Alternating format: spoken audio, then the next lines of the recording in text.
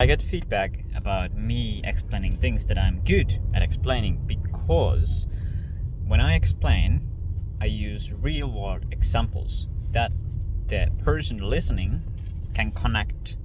They can connect the dots because they understand the real world example that is already in their brain, the model, the mental model is already there. And when I explain it through that, then they can connect the concept to that thing.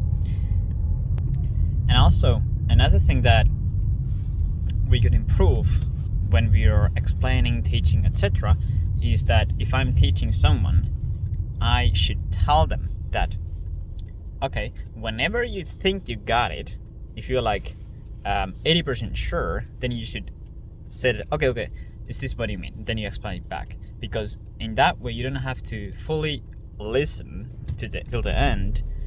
And then you can just have back and forth. So the lesson is, when you're trying to teach someone something, right, you use real world examples that the person listening can understand, so that their mental model of the real world example can connect to the new model that you're trying to teach them.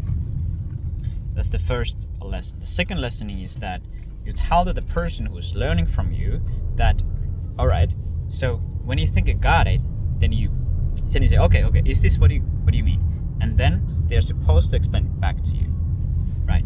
So the steps are, whenever you're trying to teach something, first think and try to understand what the person doesn't understand and what they understand.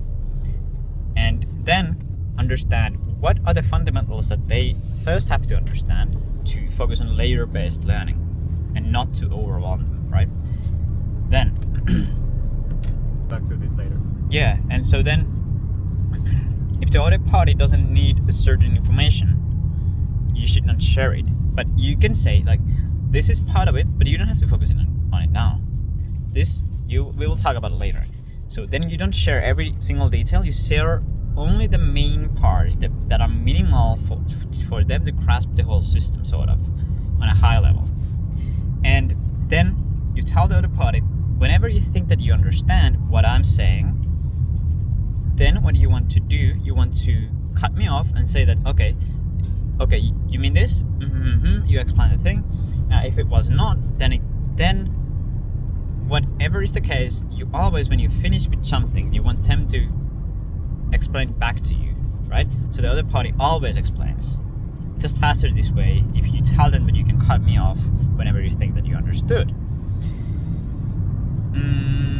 And then only you move forward in the steps when the other party was able to explain it accurately enough for them to grasp the main points of the system.